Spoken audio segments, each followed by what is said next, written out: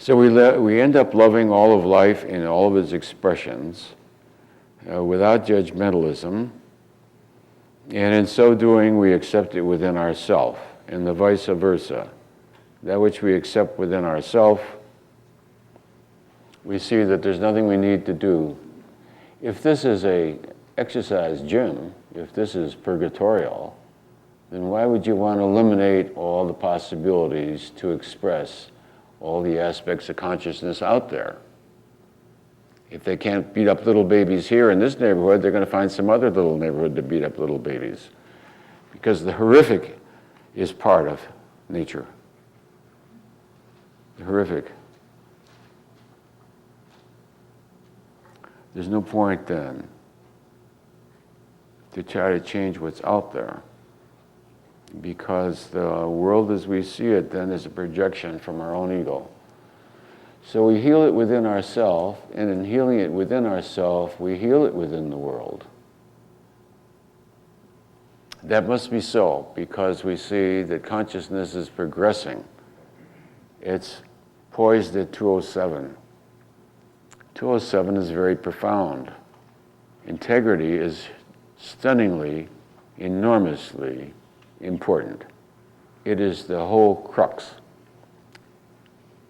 It's the fulcrum upon which the balance tips one way or the other, is integrity. That calibrates at 200. Huh? So, we see what is the importance of the scale of consciousness? It's just that it makes visible that which seems to be less real if it's only verbalized. If we only verbalize it, right?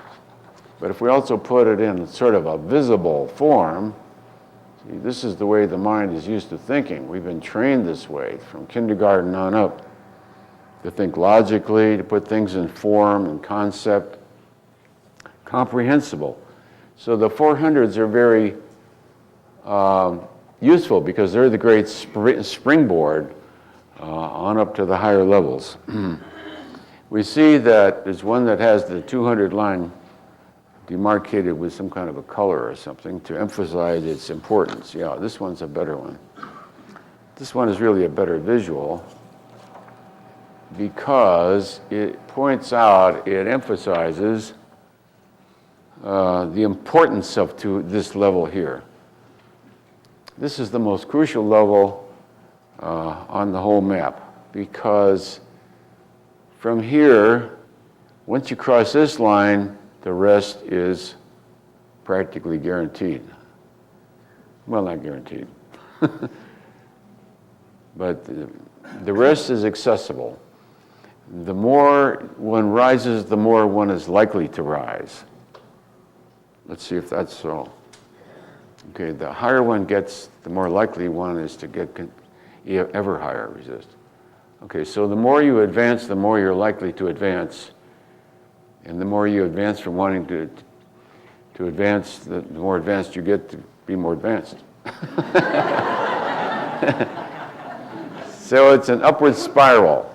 Once you even begin to become interested in spiritual matters, once you have the slightest interest in spirituality, then you're already on your way. Therefore, there's no worry, no need to worry, because nobody would be at a meeting like this unless they were scheduled for enlightenment, any more than you would be at divers' lessons unless you were planning to go deep sea diving. So we could say then the way is certain for all of those. And then the Buddha said that once you've heard of enlightenment, you'll never be satisfied with anything less. To merely have heard it already imprints consciousness. To be in the presence of those who have gone, the root already impresses a vibration within consciousness. Nothing less will suffice, evermore. And so the end is certain. So we can stop worrying about it. Don't worry about it. You don't have to worry about it. See, because we're not just repelled from that which has occurred in the past. We're attracted by that which is destined in the future. It's only within the Newtonian paradigm that one sees present things as being caused by the past. In the quantum reality, the future is just as powerful as the past. One is not greater than the other. The influence of the future is equal to what should we call it? The pull of the future is as great or greater than the drag of the past. We'll put it in common language. We have permission to ask that, resist. That is a fact, resist. Oh, wow. Hey, don't worry about your past. Everybody here has a fantastic future. Resist. Of course.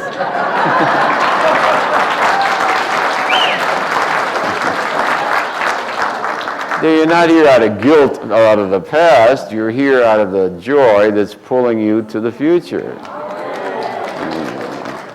You're like magnetically attracted to truth, love, that which is benign, that which is forgiving, towards beauty, towards kindness, towards gentleness, to become the expression of one's infinite potentiality. And we do this out of an innate devotion to God. I see people all the time that are devoted to God and not even aware that they are. That's a fact, resist. Isn't that funny? They're already on their way. They look like a little iron failing and a big powerful magnet is holding them up in the air and they're worrying about whether they're going to get there. And I have to laugh at it because they're obviously suspended. It's because we're powerfully attracted by our infinite potential that we're here.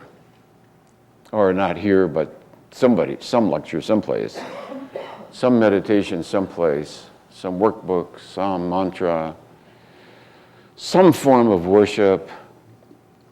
One of the best forms of worship is integrity. Integrity is a way of worshiping God. It's a way of acknowledging God in ordinary life. How can I best honor God except by doing the best carpentry I can do? And I'm all nicked up from recent carpentry. So just to make a little storeroom is nothing, except that you want it to be the best little storeroom you can make out of the available materials, time, etc. To be integrous then, to be integrous within oneself, benefits all of mankind.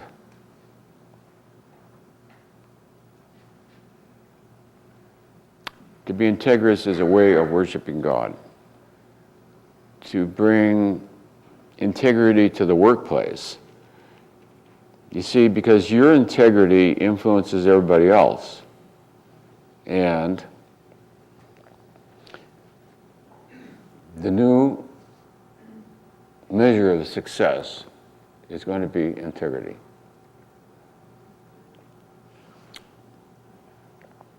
That's a whole new paradigm. That's the emergence of Homo spiritus.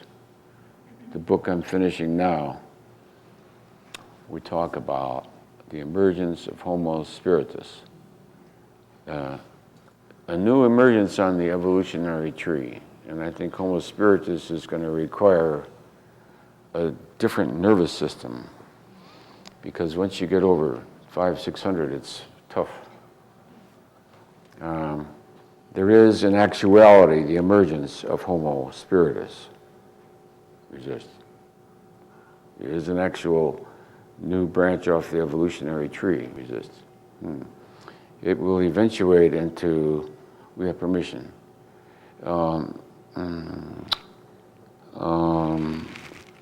the evolution of the nervous system itself, resist. This nervous system is not made for over 600, resist. This nervous system is not made for over 600. And so if mankind is going to keep hanging into the physical domain and having a physical body and at the same time evolving spiritually, there's a point where some better apparatus is required. So that the late 80s then was, to me, the prophecy about the second coming of Christ. Well, because people think of themselves as bodies, they expect a physicality to appear and announce itself as the return of Jesus. Actually, I think the emergence of consciousness over 200 was the analogy of the emergence of Christ consciousness. Resist. The return of Christ to the earth then would be signaled by the crossing over from that which is ungodly to that which is godly, resist. So, to me, the second coming of Christ means the reemergence of Christ consciousness as becoming dominant within the human, progressively dominant within the human domain. See, because that which is benevolent and loving is kind, and kindness means not to shock people.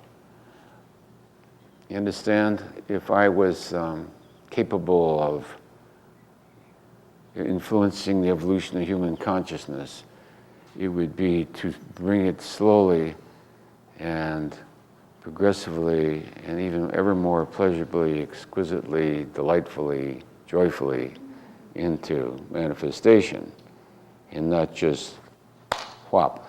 You know what I mean? Because you got to get used to it. You have to get used to a calmer, more peaceful, more loving. It's shocking to people. It's shocking to yourself even when you suddenly make a giant leap in consciousness and suddenly you're almost stunned by the beauty and the silence and the presence of God as love with an intensity beyond which one could even imagine. The presence of God as infinite love is overwhelming, and it does take you out of the world. Anybody who's seriously committed to spiritual work, I always tell them, be sure your relatives know what you're up to, or your friends or somebody. Because at any moment, one can go into a state that cannot be conveyed, described. One becomes speechless. Motion is almost impossible. In higher states, you become weak. Everything is slowed down. You forget about eating, you don't forget about all physical things. So you need somebody to know that you're a spiritually committed person. And if you go into a silent state of bliss, he doesn't need shock treatment, doesn't need a shot of Thorazine. You can suggest eating some soup, but you may not get much of an answer to it.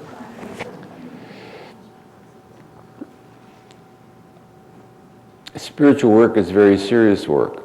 It can bring about profound changes, both physically and within one's sense of reality, sense of self. It can change profoundly and in an instant with no forewarning. More usually, one begins to feel joy more often, begin to notice the beauty of things that you didn't notice before. There are certain sort of warnings coming up in advance. You notice how beautiful everyone is. You tend to fall in love with everything. There's that falling in love phase where you fall in love with all of life and everything in it and everyone. And that's sort of a warning. To get your affairs in order. Get your affairs in order. Because one is like led to that which you need to be led to. And then the willingness to surrender even that to God. Even ecstasy. Spiritual ecstasy beyond description. Comes up to be surrendered. To Thee, O God.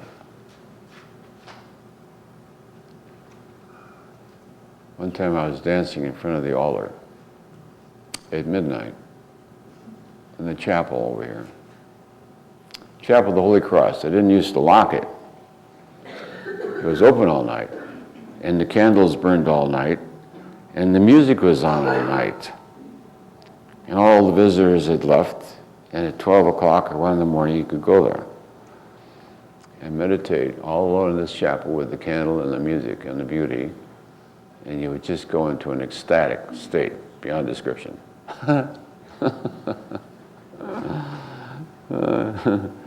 Now they lock it up, turn off the music, and put the lights out. It's a health department or somebody.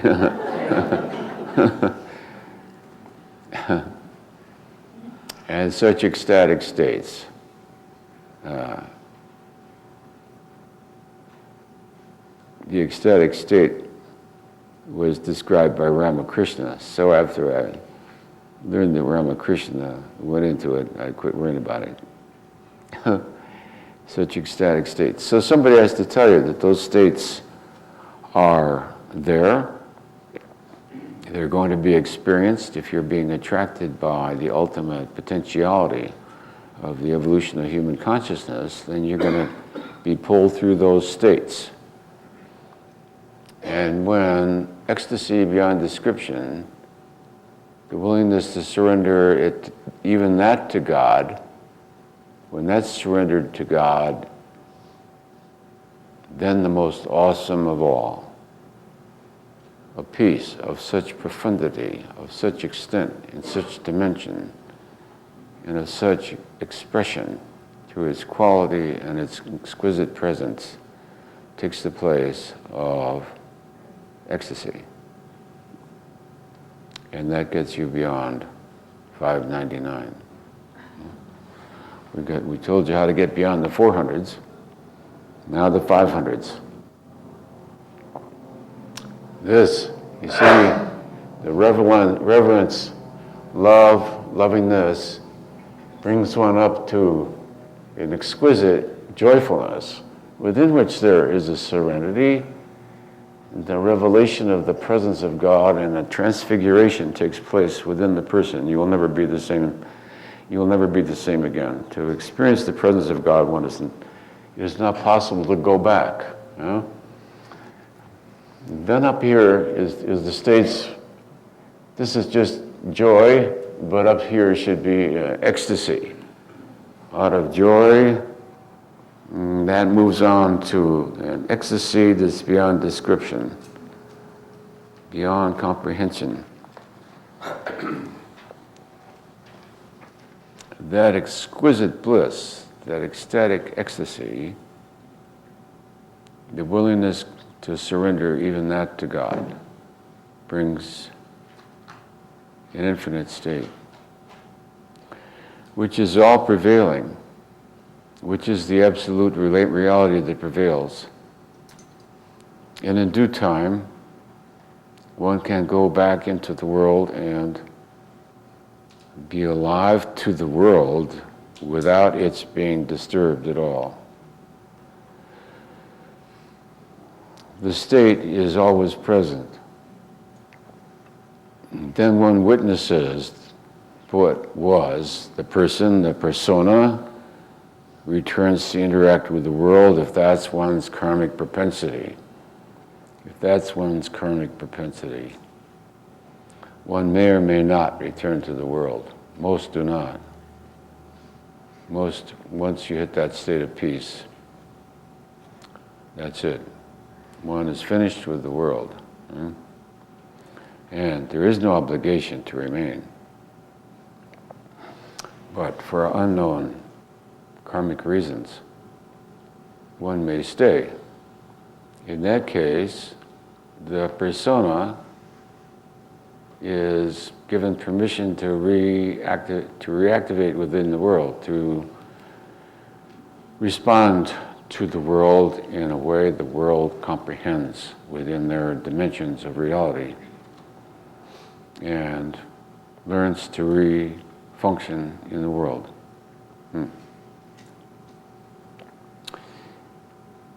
By that time, one has located spiritual teachers that are aware of such conditions. And I think it's the duty of the teacher always to to educate about what these states are, how they come about, to know that it's all right. It's all right to feel bliss and ecstasy. And it's all right to let the body fall over. If it ceases to breathe, then it's immaterial. Yeah? One is not obligated to breathe it again. Some people rebreathe it when it stops breathing because out of a sense of obligation. So at that point, one releases that sense of obligation and becomes detached. You're not obliged to the world nor anyone in it. So that's one of the last attachments one lets go. On the way of spiritual progression, seeing as this is a class of people who are destined for the ultimate, or they wouldn't be here, we already reaffirmed that. Along the way, those, especially when you get into the 500s, you begin to pull up that which is opposed to spirituality, which is threatened by it. And one has to watch that benevolence and lovingness does not take the form of naivete and ignorance and fall back into a different ignorance. To be loving, but at the same time guard the gates.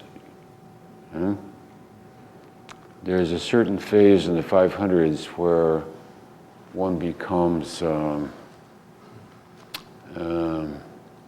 target of that which is non-integrous. They see your vulnerability. There is a certain phase in that level where you cannot see anything but love. And so one has to still preserve integrity. So the safeguard then in the 500s, the levels of love, is still then to recall integrity. Is what they are presenting to you integrous? Because it can be cleverly conveyed. To sell what you know for a price, etc. It comes up as a temptation. So I've spoken in previous lectures about the Luciferic temptation of power over others, money, power, fame, and seduction in its various forms. Certain entities will see a person in that blissful state of lovingness as vulnerable. So one's protection then is integrity. It's not loving to allow others to be non-integrous with you. That's confusing love with passivity. It's not of service to yourself or others to allow that which is non-integrous to have an effect on your life. So out of integrity then, we have to let executives go. In the name of the business, because for the business to survive, it has to be based on the rock of integrity. which will survive success. Without integrity, you cannot survive success. All right, so we've talked enough of this morning about the evolution of consciousness, because as it manifests as yourself, you personalize it. But what you're personalizing itself is not personal, it's consciousness, and you are merely calling it me or myself. But that's just what you're calling it. So when you see that you're just calling it that, and that it's innately it's neither this nor that, nor is it here nor there, one realizes that what is speaking is consciousness itself. What is presenting itself to your own awareness is the divinity within, expressing itself as the joy of one's own existence. The source of joy, then, is the awareness of the presence of God within as one's own existence. Thank you, Lord, for the existence of all in this audience. And thank you for my existence and for sharing it with you, because we apparently are all destined for the same place. Hopefully.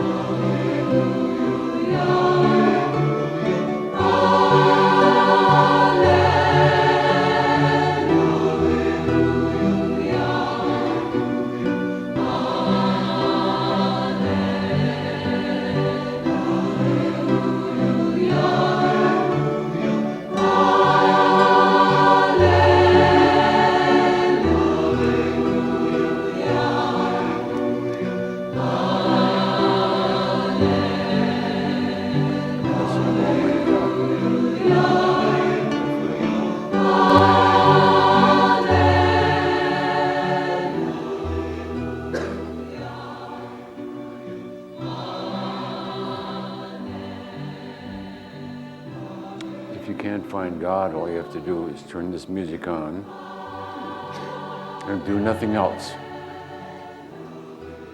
And you hear the essence of the exquisite presence expressing itself as beauty and infinite compassion. The way to God is extremely radical at times. Pick up a prayer here, a hymn there, attend a workshop here, read a book there. You can't figure out, I can't seem to make any progress.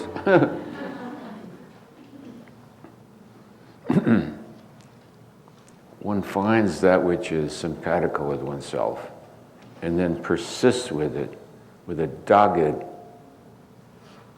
determination and absolute commitment beyond all commitments. If you find it through this music, you play this music round the clock, now and forevermore. You don't need to eat. You don't have to go to the bathroom. You don't have to go anywhere. Don't have to answer the phone. There comes a time when you decide to make the run for it. It can be a mantra. It can be a meditation. It can be meditating on a guru. It can be something that you consider divine, sacred, and you go with it no matter what. No matter what.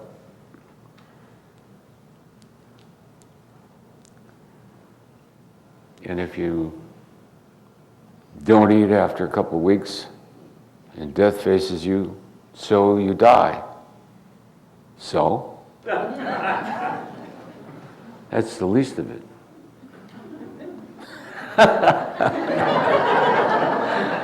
Dying is a snap, it's a coward's way out, it's taken by everybody. Yeah, brother. Gonna get to heaven by dying? Forget it. No, you get there by a fixity, a focus, and a determination. It's an act of the spiritual will. It is by an act of the spiritual will that you've already chosen your future. And that's why you're here.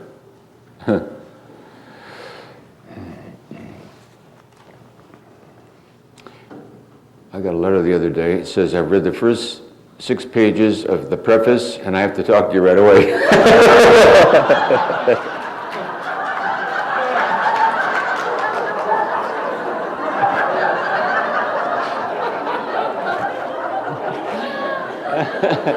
Is that a fact?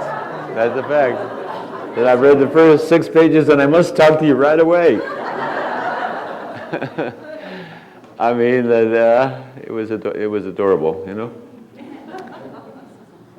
We get deluged with all the forms of communication existent nowadays. The fax goes round the clock. The email never stops. The computer never stops. The telephone never stops. The answering machine never stops. The answering service never stops. It's not possible to answer it all. And I read everything, and I sort of mentally communicate an answer. But it's not possible within the physical domain to handle it. First of all, I can't type. And the office has bought a computer, and I can't find the on switch. I'm not lying. I'm not computer. There is no on or off switch. So because I couldn't get beyond that point, I gave it up. And I mean, if you can't even find the on-off switch, Doc, you know it's not for you. You know, it's not in your dimension somehow. I just want to apologize to all the people who have sent such beautiful communications, and I cannot answer them all. We try to answer questions here. The answers to most of the questions that people send are already within the written material or the visuals. I try to include everything that could possibly come up, so that very often if a thing is not understood, it hasn't been meditated on, that's all. You haven't looked at it long enough. And most questions I feel like saying, well, look at it and call me back in 20 years. Most of the things I looked at, it's like as you focus on a situation mentally and ask for God's help to resolve it, ask to see it differently, ask for the miraculous, pray to the Holy Spirit, and rattle the gates of heaven. When it's karmically allowed, you suddenly see it. You suddenly see the answer, and it resolves itself. So spiritual work is different than intellectual work. Intellectual work is asking a specific and then getting a specific answer, and now you feel satisfied, which is too bad. The actual answer comes from reflecting on a thing. So we talked during these lectures about the style of a spiritually committed person becomes more and more contemplative, so that all that arises one more or less contemplates, and in that way eventually bypass the polarities. Isn't peace good and isn't war awful? No. War is terrific. And peace is terrific. And frankly, they're actually the same. Except to the observer, they look like opposites.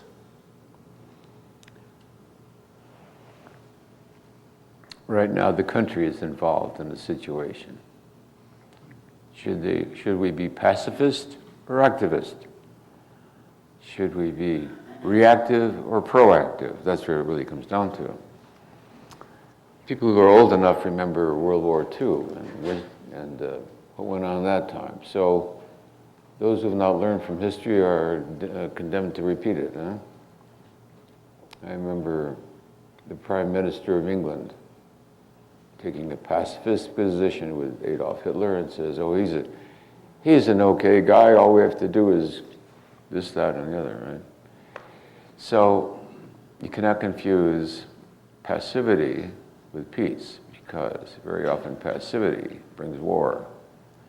And I lived through the era in which passivity brought the death of 70 million people.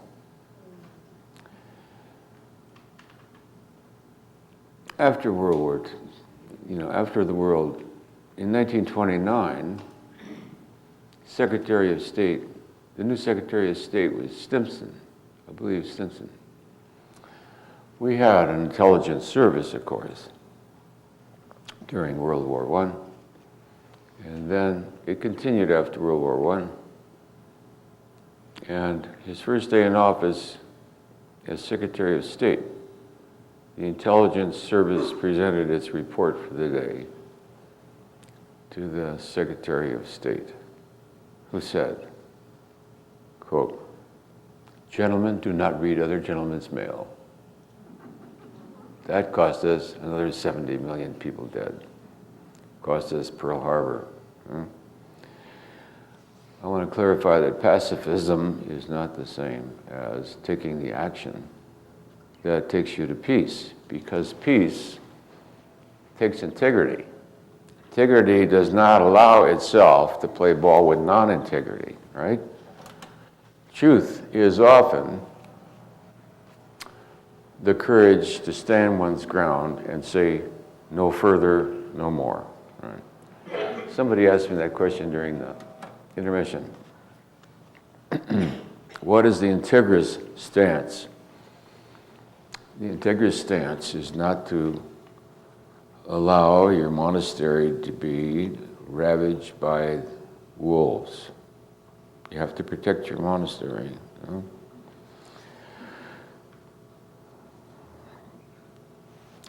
To transcend the opposites, then, is to stop seeing one thing as one thing and the other thing as its opposite. One has to be in a very high state to see. Like death, war makes no difference. Die by the droves, die singly.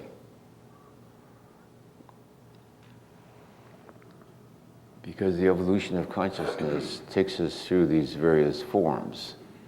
And you somersault with them and you go the way of the Tao, or you break. Huh? When it's time for war, you go with the war. When it's time for peace, you go for peace. So what should a person do about it?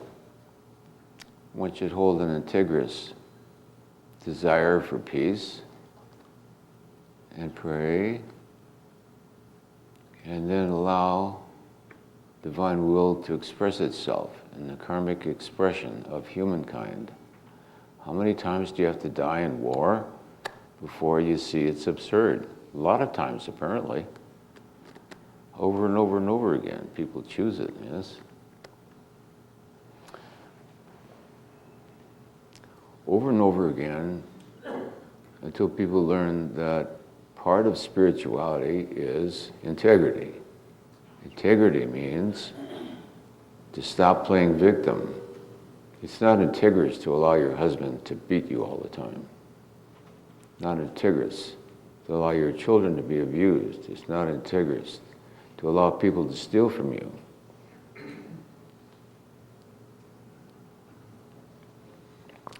The illusion that one has to transcend in politics is that other people are like you.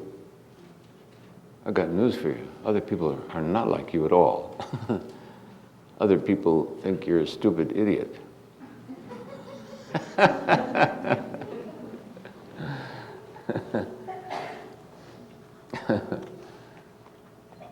The presumption, you see, from an educated,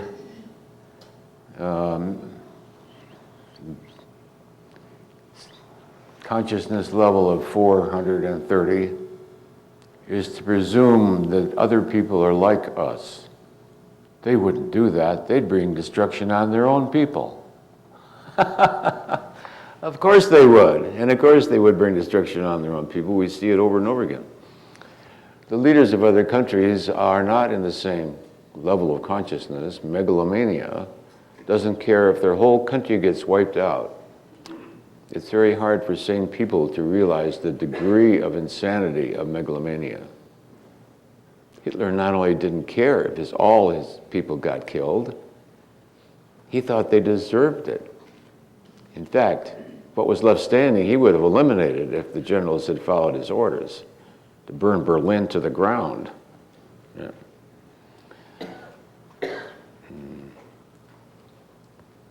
The recent dictator out of the Balkans, who's on trial in the UN Court of Appeals or whatever it is, the same way. Megalomania is you might say, the extreme opposite of what we would imagine divinity would be. That which comes from the lower astral hates humans, hates humanity. That which is dominated by the lower astral, we have permission to ask, resist.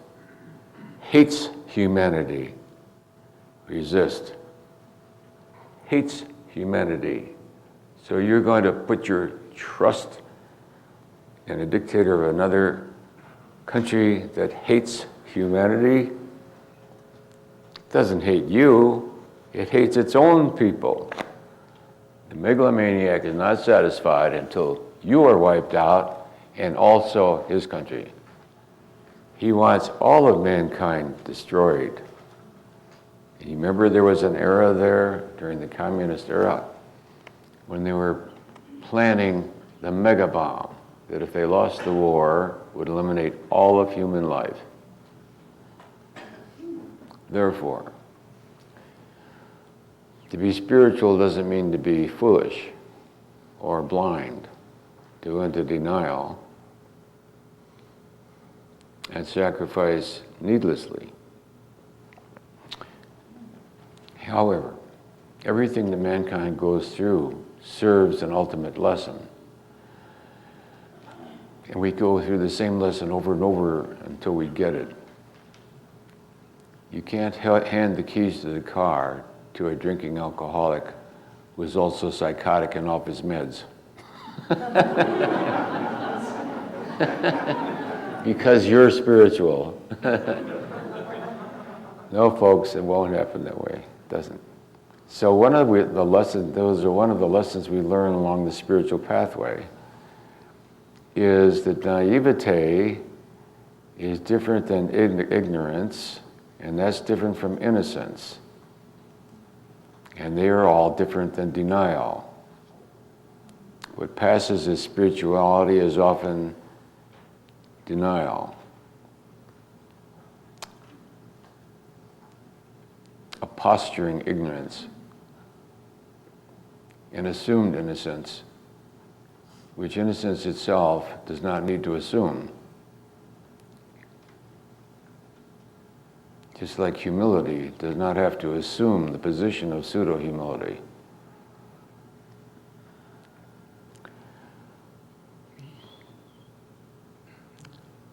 The goody-goody side of spirituality is available everywhere.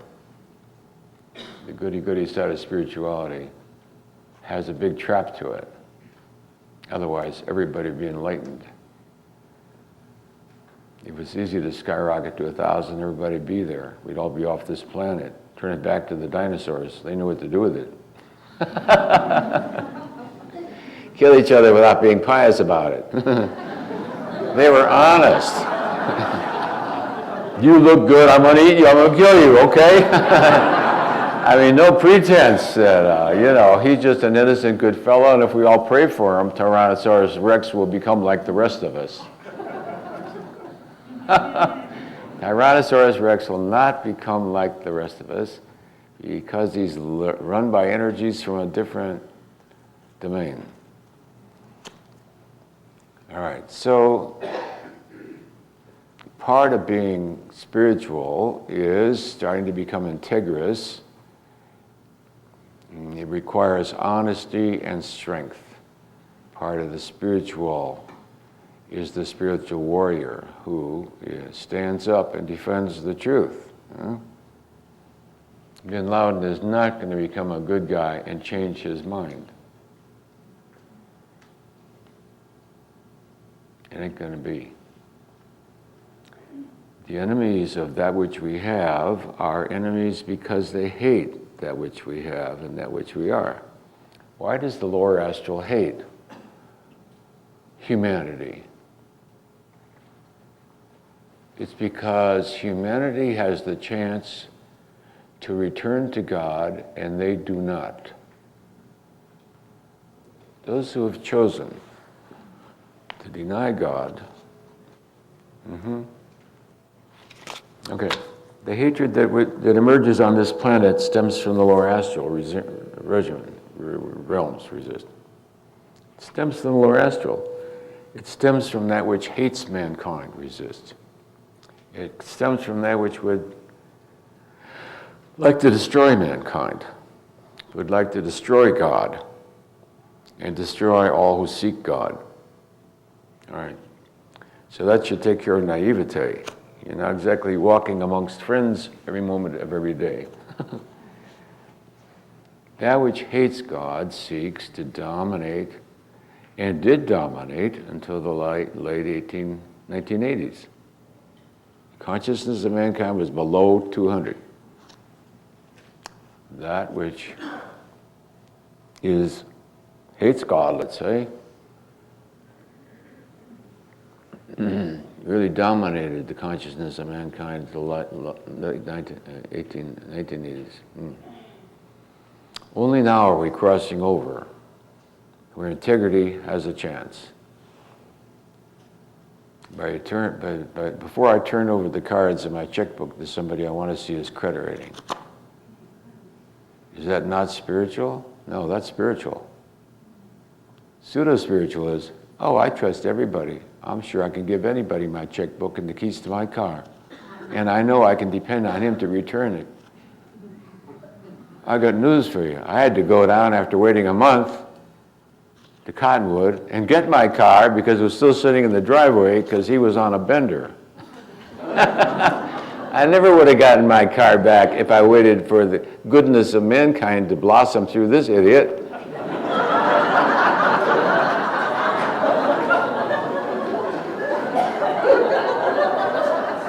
So being spiritual doesn't mean being a stupid pussy willow.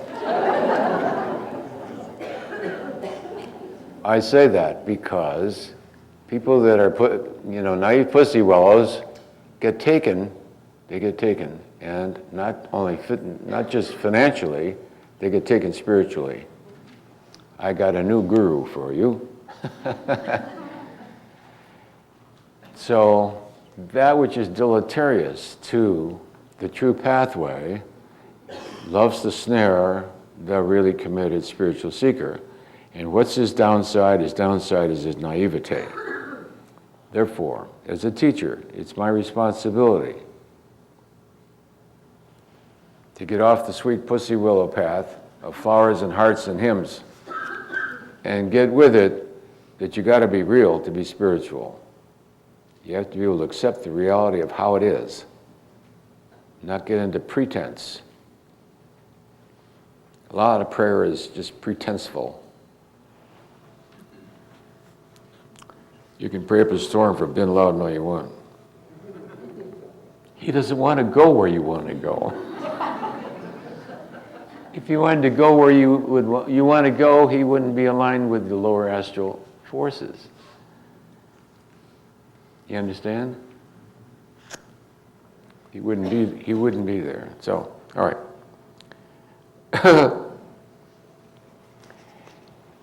There are things I don't know that I can share everything I know. So let's see. We can answer this resist. The fact is, no. Okay. Those who have chosen to deny God, to hate God, etc., are not allowed to be delivered from hell, it says. They have chosen hell. All right, so there's some serious spiritual errors that apparently. There's some spiritual errors you really want to avoid.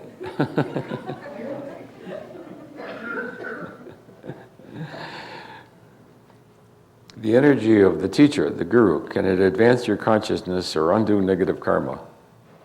Let's see. We have permission to answer that. The answer is yes. I didn't know that. The presence of the teacher. Oh, I see. Being aligned. Let's see. Oh, I see. Being aligned with it's the alignment with God, not the teacher, undoes the negative karma, which is okay. Yes, because of one's devotion to God, one seeks a teacher, and it's because of one's devotion to God that then the acting it out within the physical domain releases the negative karma. That's true.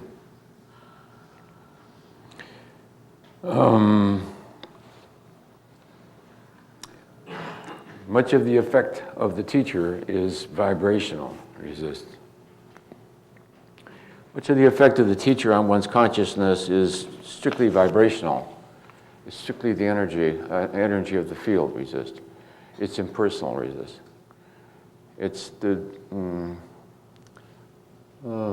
power of divinity through the vibrational energy on the karmic field is expressing itself. I see in the atomic body, resist. Okay.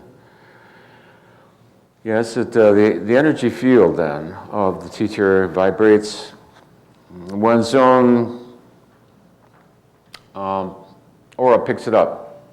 I remember consciously picking it up from the Karmapa. I saw the Karmapa once, many years ago, and I just got the vibrational field. Had nothing to do with the Karmapa, had to do with the vibrational field. But I caught it at that instant. You were catching it before, too. When we were into the music together. Divinity is available everywhere. The recognition of it as beauty is a constant opportunity.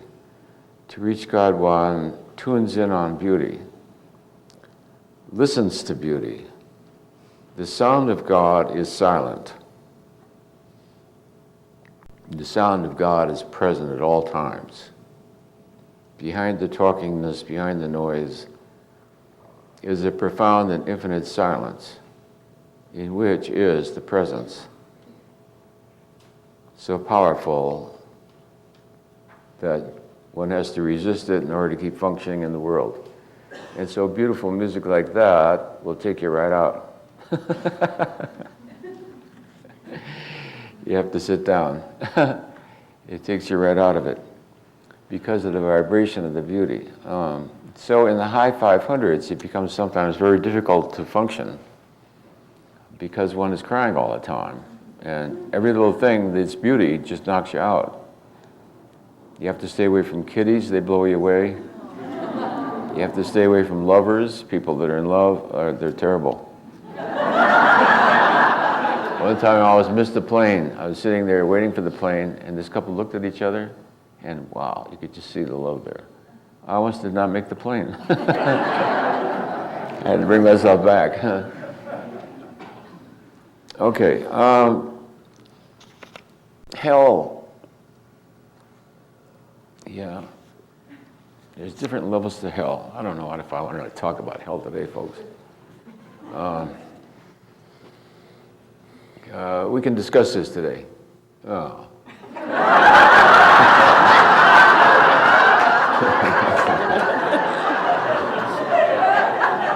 There's various kinds of hell. There's different dimensions of hell. There are different hells. The hell that I was in, you still had a chance, resist. Oh, thank you, Lord. I guess if you're even kind to one simple little beetle, you get to experience hell, but with the chance for salvation. Because I don't think there's much deeper levels than I was at. Let's see. We can discuss this, resist. Okay. The level of this experience was about as low as it gets, resist. Wow. And others have to stay there forever? Jesus Christ.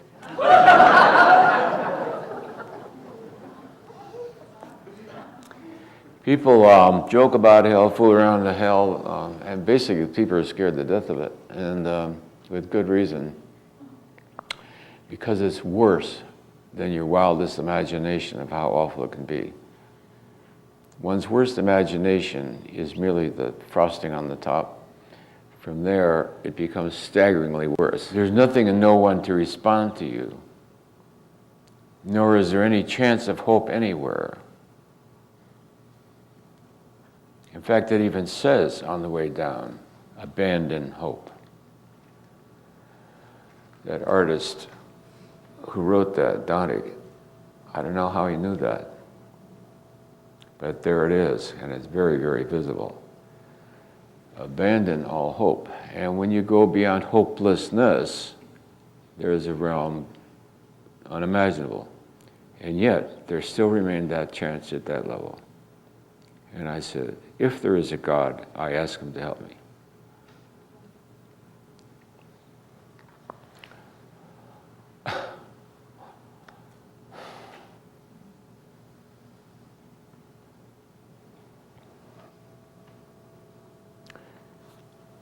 The next experience was a shining forth of the presence of God as allness, in sheer brilliance, exquisite, self-revealing, wordless, silent, ever-present. The quality of divinity is stunning. It is all that is, includes all that is, and is one's reality. Beyond time, beyond then or now. I think we spoke that now is an illusion the same as past and future. There is no now any more than there is a then or a to be.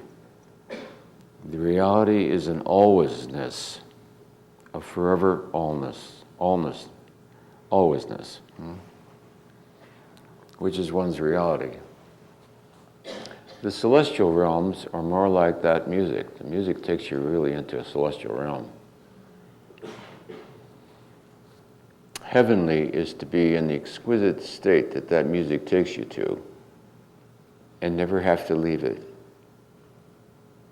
One can just be in a state of exquisite joy, endlessly, because always is always, until one elects to leave it for some reason. I don't know what got me off on all this. This course card did that.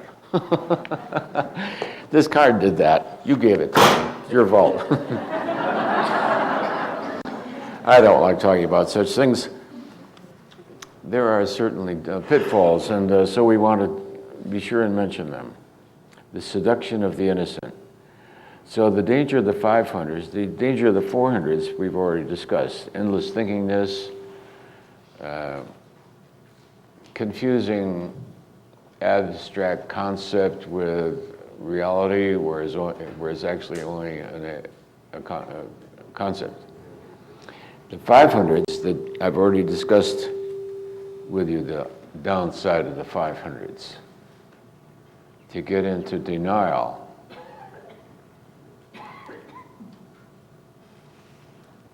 That all we have to do is be good guys with Mr. Hitler, and he will certainly keep his agreement with us. He will not keep his agreement with us. That which is not integrous does not keep agreements. There's no point in signing peace treaties with somebody who calibrates at 90. He thinks you're an idiot. I mean, we suckered him in on that one, did we? So it doesn't mean being a fool. To be spiritual doesn't mean to be a fool.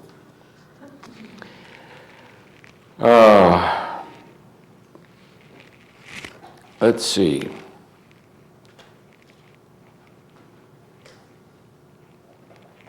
How does one transcend the fear of one's own extinction? Yes, that's a good term for it.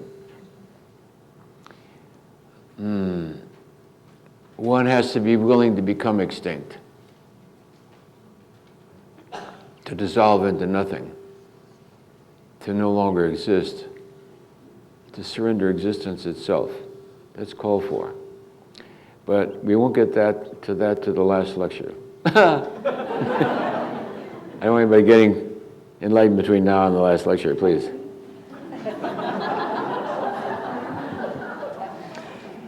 You have to be a card-carrying member to cross the last doorway. There is certain confrontations.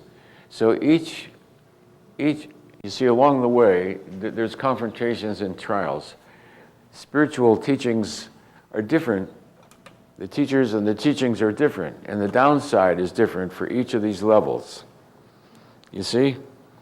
If you're overcoming fear, then cowardice is going to take you out, isn't it?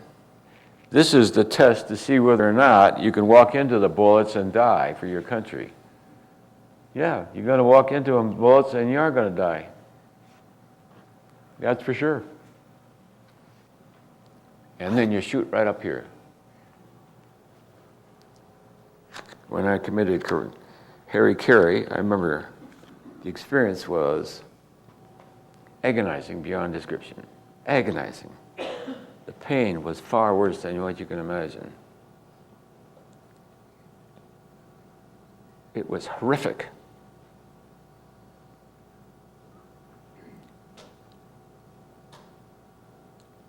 And with an unstoppable will, I went through it and came out ecstatic. To be out of the body was great. The body was agonizing. And I was ecstatic. Ecstatic.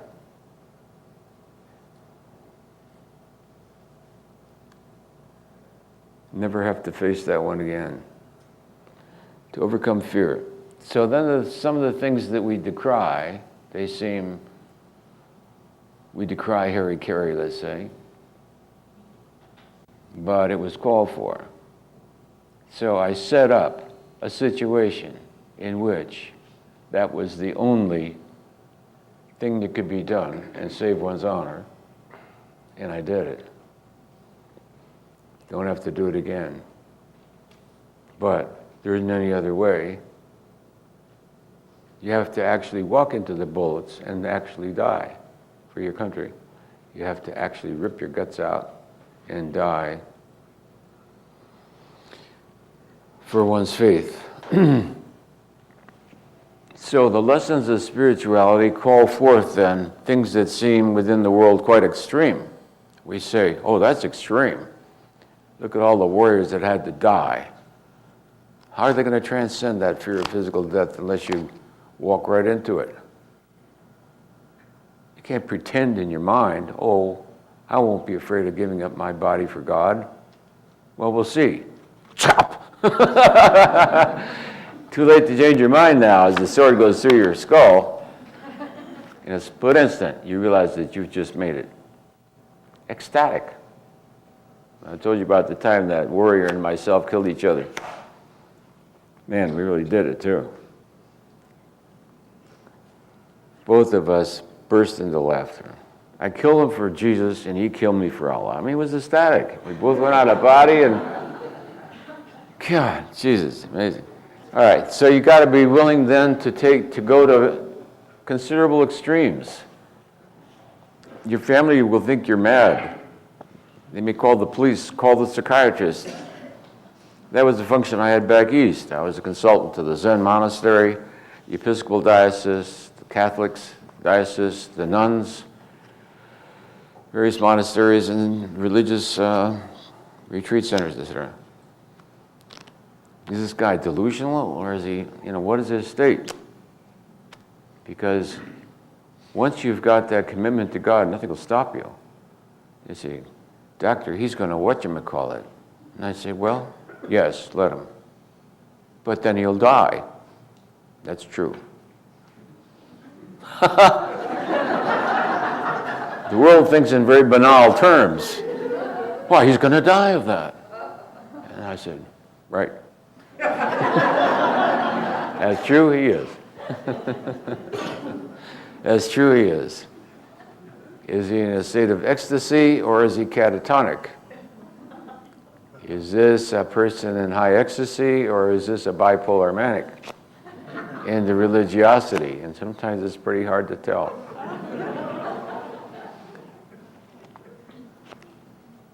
So to some degree, we walk near the edge. You push your spiritual commitment to the edge. And if you go over the edge, so you go over the edge. So what? So the commitment is a complete and total commitment. When I say, if you can find God through that music, that ecstatic state, don't stop playing it. Round the clock, all day, every day, now and forever. And when you've transcended that music, you can let it go. So there comes that time when you make a run for God. There comes the time when your spiritual commitment, you know that this is it. That you're not coming back until you get there. And then you make the final run.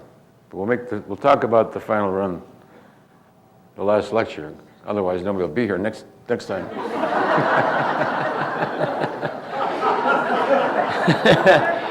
I'll be home meditating, not eating, and listening to music. And their families will be calling the police. So the doctor made me do it. I went to his lecture and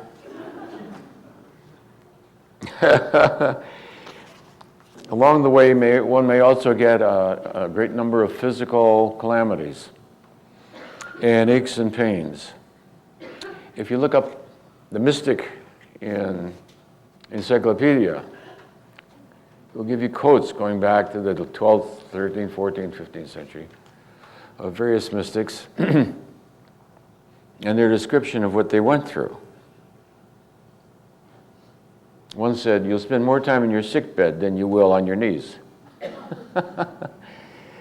That bringing up negative energies and what's associated with them and the karma that's associated with them may put you through all kinds of strange wrecks and experiences that really you need people spiritually advanced who've been through them to reassure you as to what they are. And if they seem like a calamity, so it's a calamity.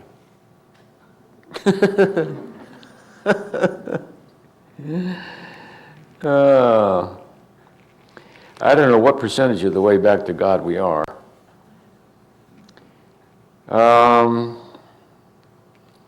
Spending time in the presence of an excellent teacher does have beneficial effects. Yes, we said that's vibrational. how do you reconcile the contention that there is no causality with the assertion that one's karma is the consequence of one's past actions? That's an easy question to see. It's easier to see how it would arise. Because of the mind's proclivity to translate everything into causality. You see, one thing doesn't cause another. But in the quantum reality, what's happening is you're increasing likelihoods of potentialities. This is not causing that. But under this condition, the likelihood of this happening is increased. However, in spiritual evolution, freedom of the will is ever present. Otherwise, there would be no karmic merit possible, nor would there be karmic demerit. It's because of spiritual will to say yes to God. Apparently, heaven is populated by people who say yes to God.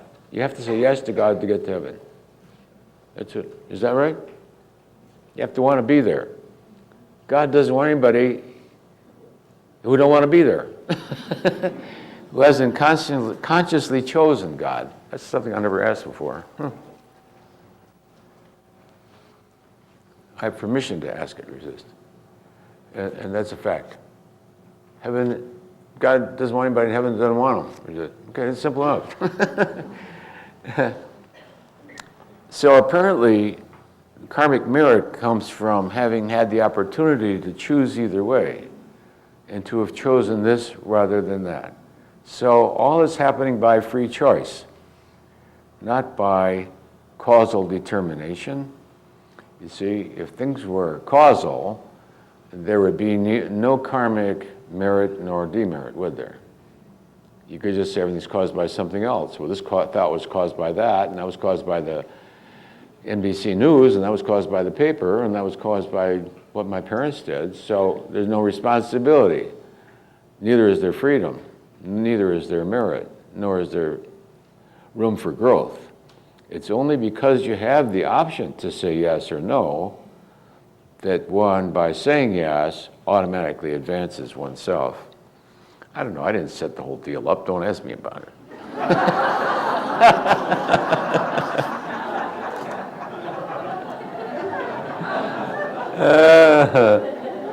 How can we learn whether or not we had past lives? Well, I suppose you can just ask.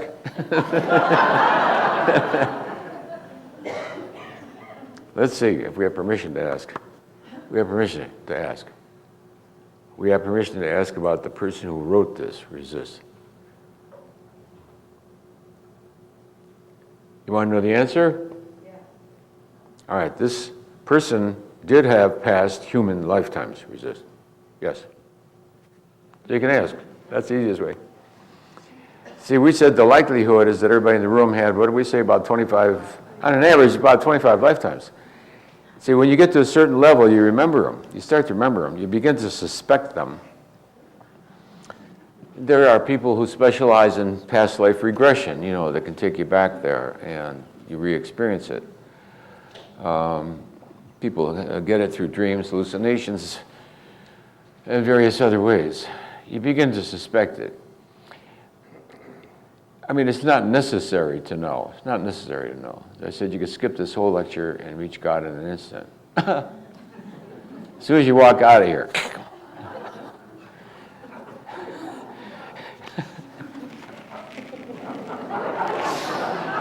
Your spouse will know it because she'll say, where am I?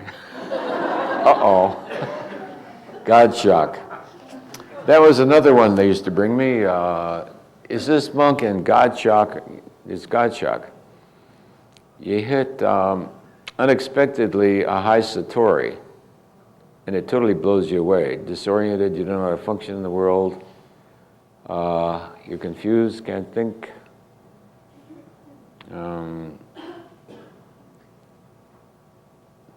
There's a very major change. And there is actually a period of time when you can't function. And so have a good place to go away when you reach that state. Pick a nice place in the country that you tell them, if I stop talking, eating, and have a silly grin on my face, let's just go there and we'll have chicken soup once a week. How can we surrender everything to God? The willingness to surrender to God is sort of a catch-22, because there is a love for God that is so deep within yourself, so profound, so exquisitely intense, that for God one would surrender anything. It's something to be discovered. It's there. That capacity, that willingness to surrender everything to God is innate within consciousness. When you need it and call it forth, it's there. Would I be willing to surrender this to God? Yes. Then you get to a tough one.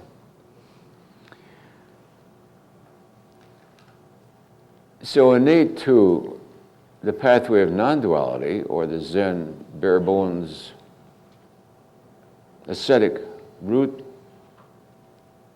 aligned with it is the way of the heart. It is only out of devotion to God, out of love for God, it is only because of the heart that you're willing to follow the pathway of negation, let's say. Out of your love for God, you're willing to let go of a positionality. So one lets go of the trite ideas of right and wrong, war is bad, peace is good. There's more crime goes on in peaceful times than in war. In war, people are too busy to commit crimes. When the war is over, then they go back to it. There's a willingness to surrender all presumptions of the mind and ask God for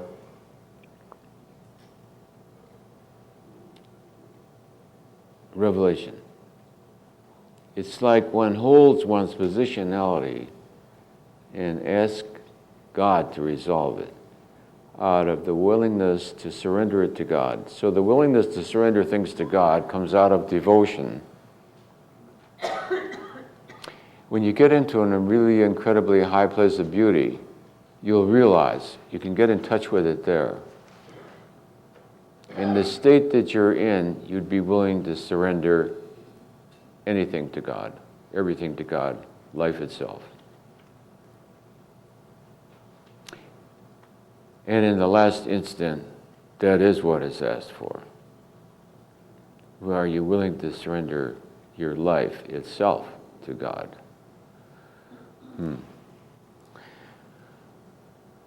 So the more you clear away the ego through, let's say, the Buddhism side of spirituality, or the Advaita side of non-duality,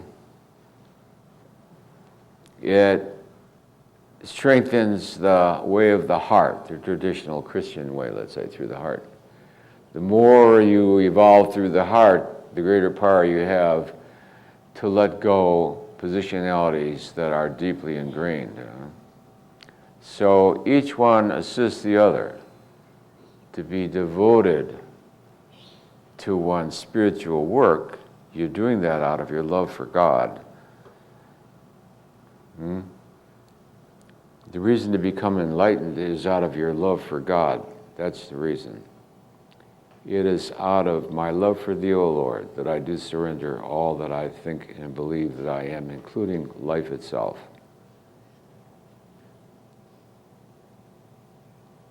To Thee, O Lord, do I surrender my being.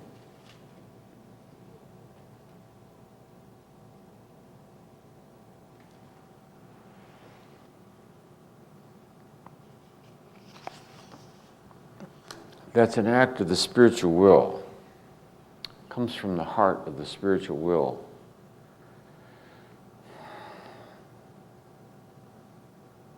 It comes out of connecting with the inner joy. When you connect with the inner joy, It gives you the spiritual power to surrender anything else except truth to the Lord, you know.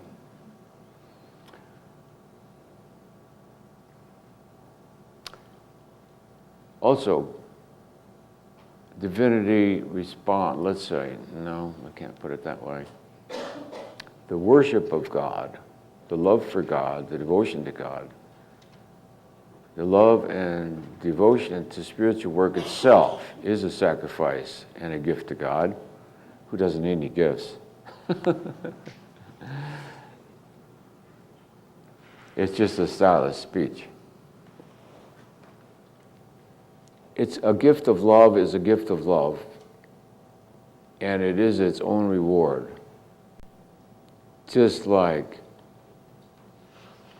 you follow something that brings you great joy and ecstasy, and you tell somebody about it, and then one day you can just tell by the look on their face that they got it. The look on their face that they got it brings you such joy, it's its own reward. It's self-fulfilling. Nothing more is needed. Huh?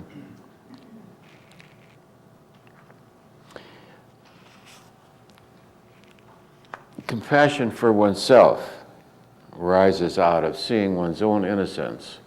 Intrinsically, the innate, that which is within oneself, is innocent. Out of the unmanifest arises the manifest. Out of the manifest arises consciousness. And the Spirit of God is life. Life itself is innocent. It takes whatever form. It stays life. It does not change with the form. Huh? To truly love oneself, then, it's necessary to love God. And to love God, it's really necessary to love oneself. So we constantly let go any blocks to the realization of the truths of that. The willingness to be compassionate, the willingness to surrender all to God.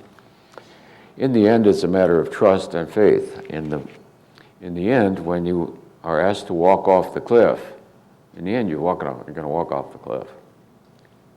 And it's the faith and trust and the teachers, the veracity of the teachers, the energy field of their vibration, the absolute conviction of the truth of the Buddha and all the great avatars. So the last moment when one is asked to give up the self, life, and all that you know exists, then up comes that devotion of enormous power. One would let oneself be eaten alive if God asked you to. For thee, O Lord, do I give myself.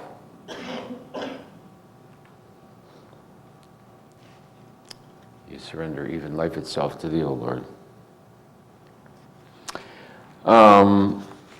The juices of illness and negativity and suffering are the suffering itself. In other words, people look for psychological reasons. There's a naivete. You see it every night on television. Sort of pop psychology.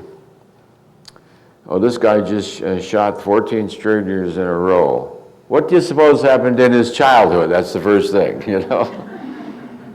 Nothing.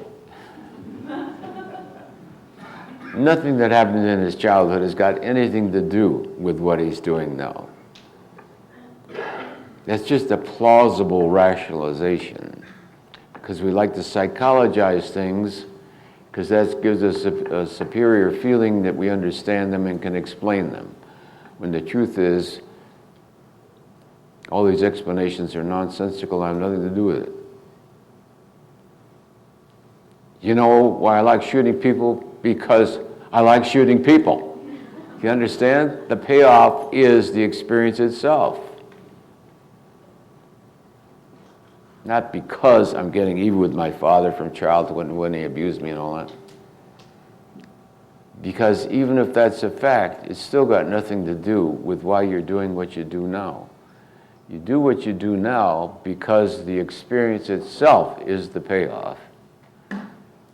The experience itself is what is sought.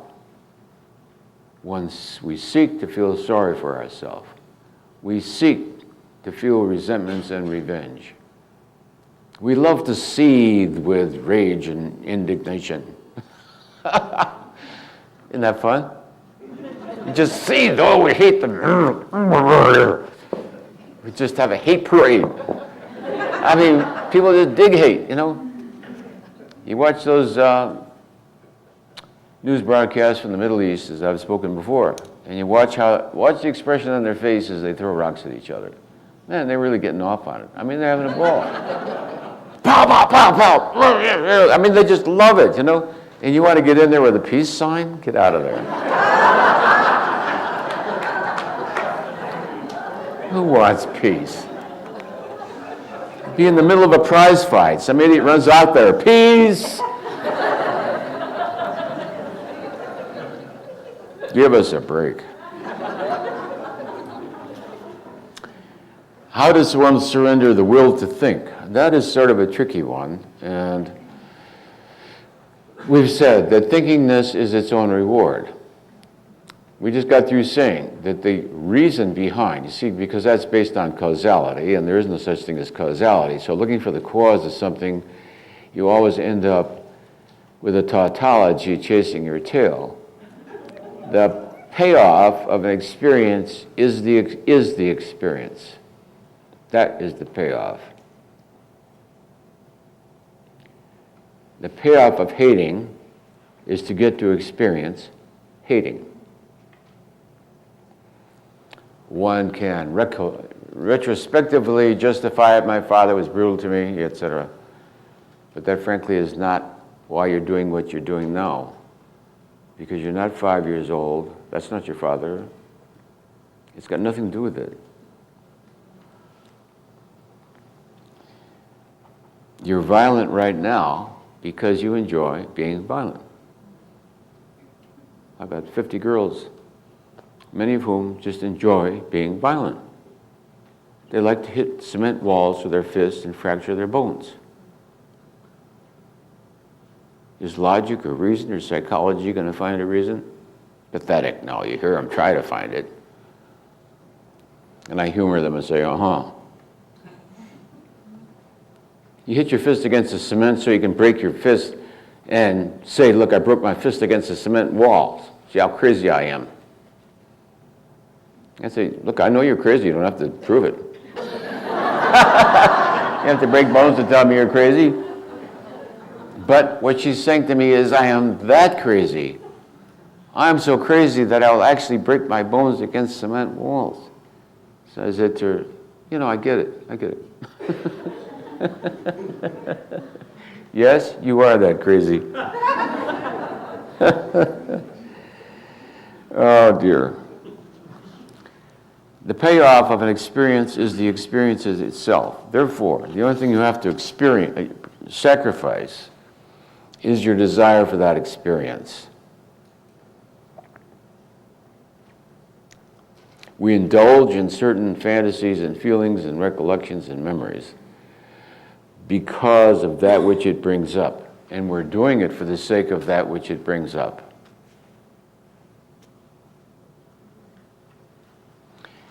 And thereby, the ego ensures its own survival through sheer repetition. We get addicted to being addicting. One of the things you got to let go of is wanting to become addicted. We're addicted to thinking, we're addicted to suffering, we're addicted to guilt, we're addicted. One of the things you have to detach from is the desire to become addicted to things. Not addicted to this, not addicted to that, but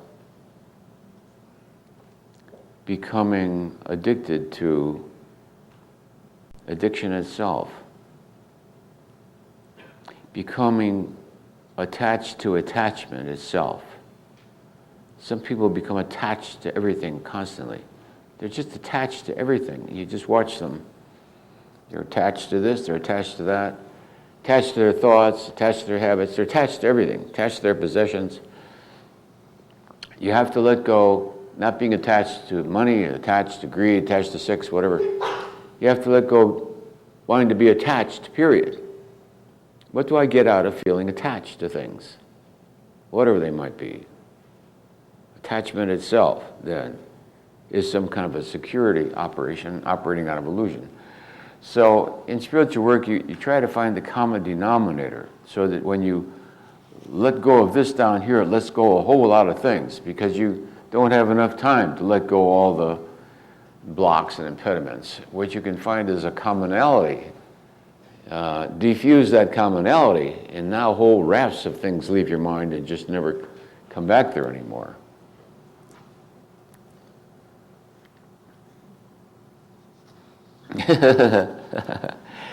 People have good and kindly thoughts about God, and they touch the heart, but God is not a sweet old lady, no.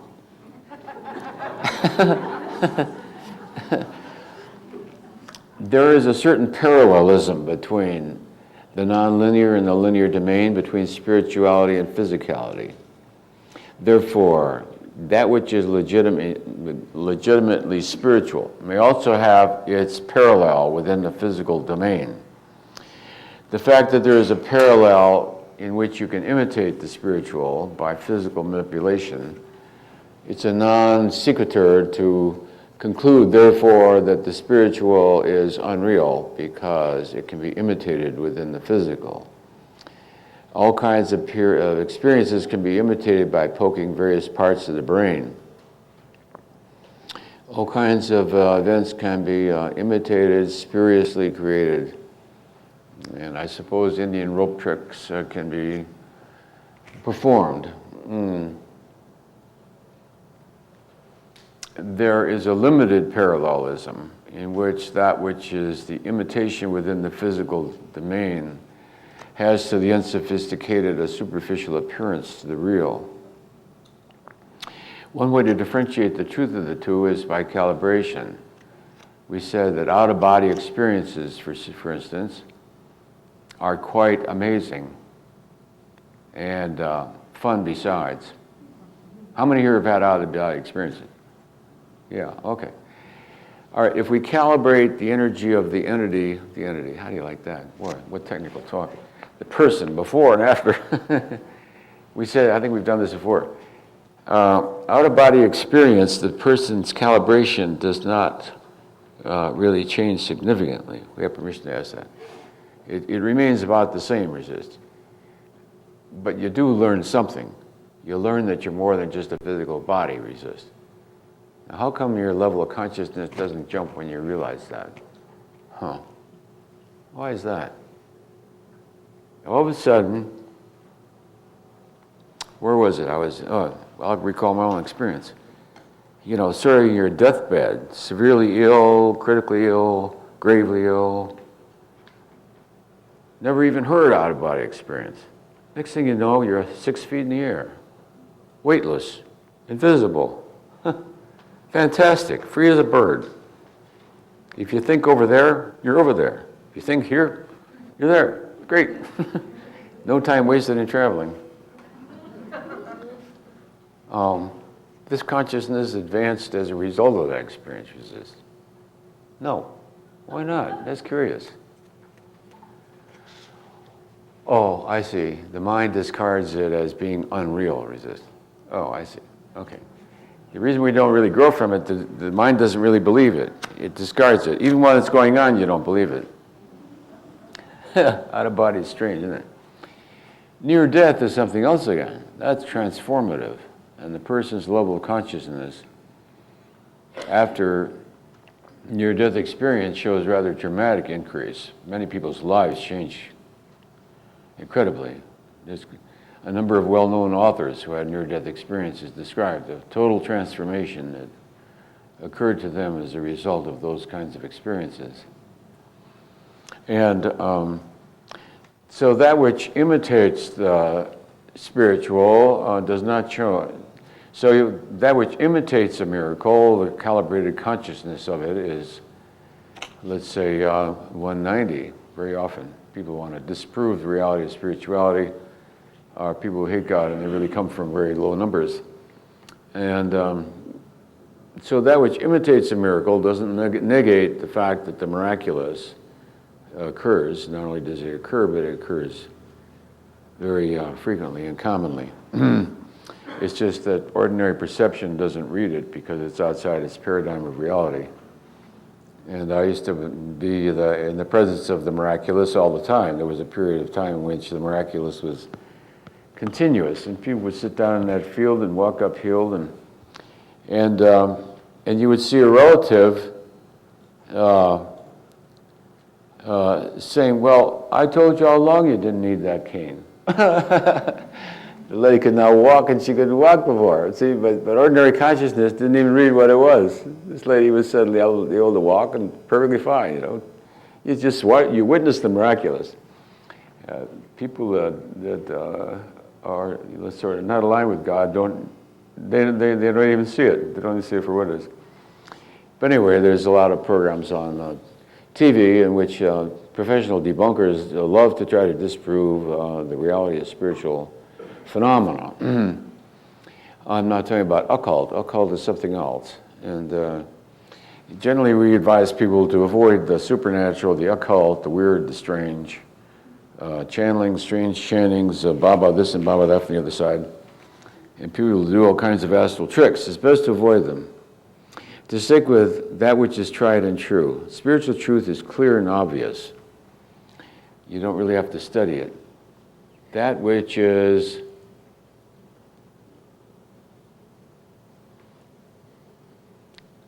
peace and love, committed to truth, integrity, surrendering all to God, is the same throughout all of time and all religions, and nothing else is really needed. All a teacher can do is be like a coach, you see? Coach to affirm the validity of the teaching. Anything that varies from that is not of God. Anything that tells you kill infidels for God is not of God. Not of God. Other than so, besides that, you don't really need to really know anything.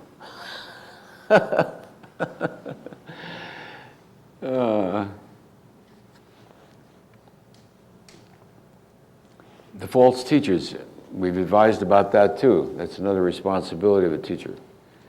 A true teacher is not interested in money, position, trappings, ownership, possessions, organizations, hierarchies, titles, organizations, treasuries, the owning of anything, the possession of anything, the proclaiming of anything. There is only the speaking of the truth as one has come to know it through one's own inner experience. To share that which has been validated through one's own consciousness.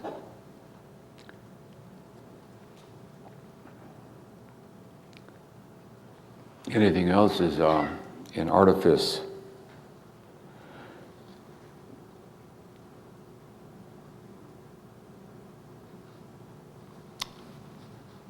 This willingness to turn things over to God's will is partly a result, you see, of your own spiritual will. We're going to stop for a break after this. And we describe the technique where anything and everything that happens, no matter what, you stop resisting it and you surrender it to God. The news says, we're all going to war. So you surrender it to God. No, God, we don't want war. Where's my peace sign, Mother? Get off it. Without war, how are people ever going to get beyond war? The only way to get beyond war is to get beyond war. You can't just do it out of a textbook in 4th grade. War is bad for people. That should end war, shouldn't it?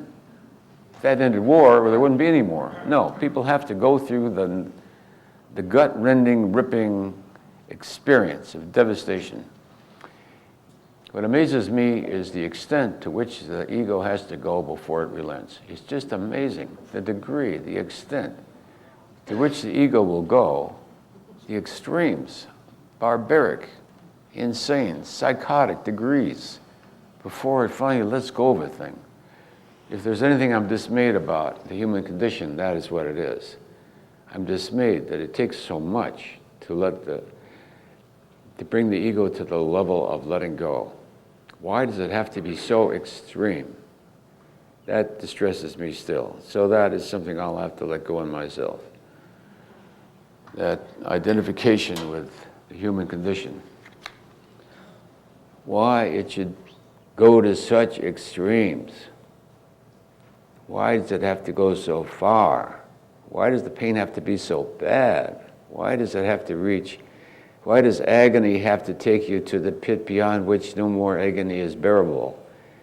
And yet you have to experience more. Why is it so extreme? I don't know. I asked the question today. So that's my question for the day. Why does it have to be so extreme? Why does human suffering have to be so enormous? Why does it take 70 million people ripped to death by bullets and guns and savage wounds and their arms and legs being ripped off and exploded into nothingness? Not once, but over and over again. 70 million in one war. 20 years later, you got 70 million going in another war. Every 10 or 20 years, another 10, 20, 30, 50, 40, 70 million people go. Why does it take such an extreme? Why is it so severe?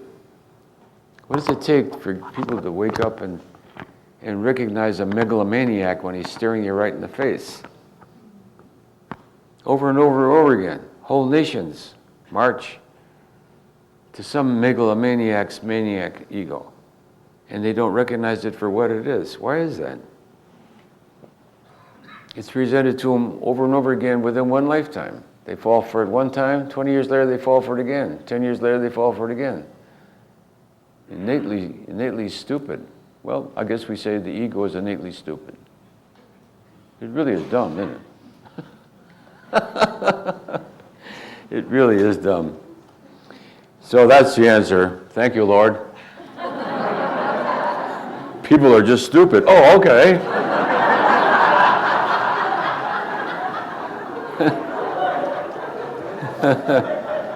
That's true. I guess we are dumb, Lord. Well, all right. So that's why the Buddha said to become enlightened, so that you're not caught. Oh, I see. Unless you grow, you go around and around endlessly in this karmic cycle, right? Question here is, if you reach enlightenment, is it true you don't have to reincarnate? As far as I know, that's true, yes. If you transcend personal karma, but don't forget, one does not transcend the karmic reality of divinity. That which is God is the totality of all that exists. And you may escape your own personal karma, go into a very neat place, but you still have not escaped, let's say, the reality. The allness that exists is the karmic unity of God.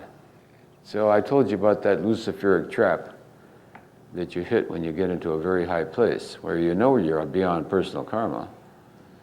And then this Luciferic knowingness comes to you, it's nonverbal.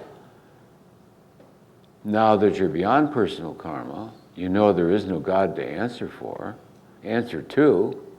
There is nothing and no one to answer to for anything, nor are you accountable, because there is no personal self that could be accountable.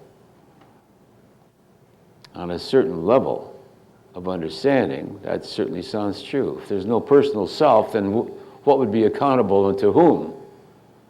One is free of all accountability. And that is the Luciferic temptation at that level, about 840 or something. Own that, and you have unlimited power over everyone. You have unlimited power over the world. Huh? That's the Luciferic temptation. Now that you're beyond all personal karma and accountability, and there is no awful God to punish you for anything anyway, that was all just an imagination in your ego's brain, which you have now let go of. All power is yours. That's the Luciferic temptation. And you're all destined for the ultimate, so it'll come to you too. Don't say I didn't warn you. Hey, I want my money back. You didn't tell me about that. I'll tell you now. It's interesting, but the truth that you've heard from gurus, Krishna or whoever, walks into that space, there's a knowingness, not a voice, no script, nothing. There's a knowingness that that temptation is an error. It's an error of context. At the time, you're not consciously aware of what the error is. But there's a refusal.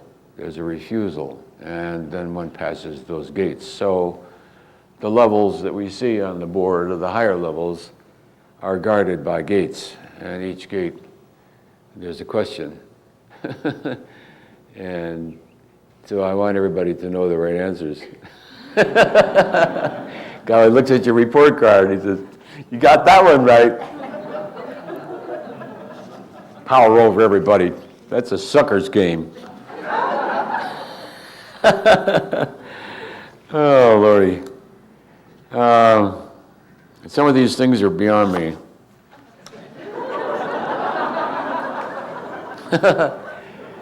It's just that they're too Religion is a fascinating subject, and of course I look into various aspects of it in the study of consciousness itself, how it evolved in the form of religion, and the difficulties that religions present. I think the pure spiritual pathway is the fastest way to God, and religions can offer a great deal of help along the way. That which is positive about the religion, the fellowship, the beauty, the lovingness of the group, the integrity of the teacher. And I myself love going to church.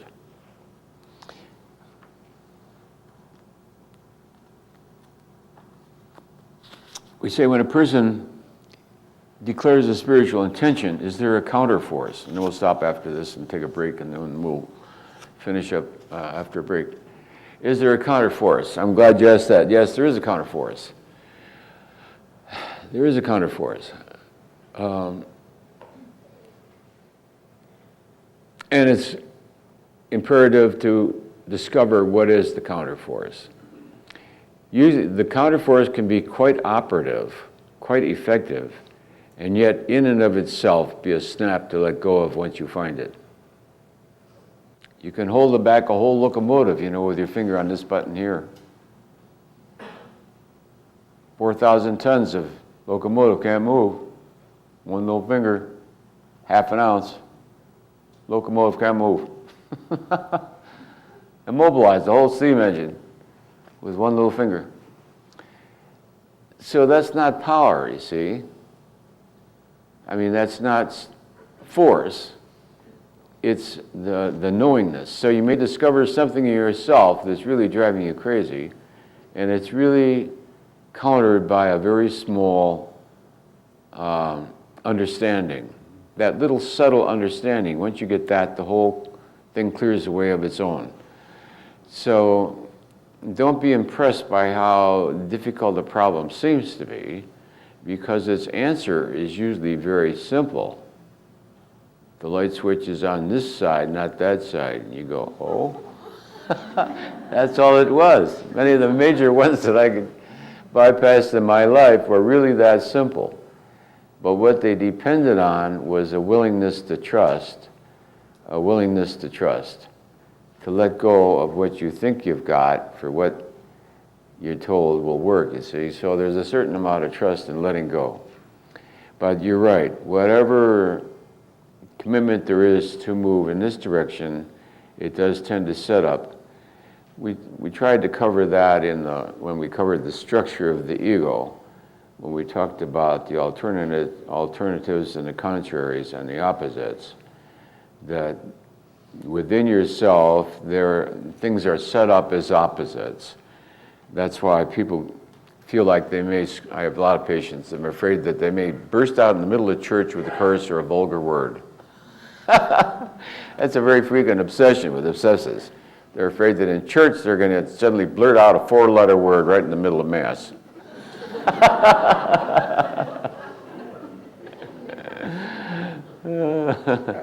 So that which is holy and sacred then brings forth this opposite of that which is anti-sacred, or whatever you would call it. a blasphemy or something. They'll suddenly blurt out something horrible in the middle of church. So I suppose we should have a special service for them some Sunday, in which they are free to express themselves, and we will all clap and parade and thank them for their honesty and forthrightness and the willingness to share. So we'll take a break and then we'll conclude with some more questions afterwards.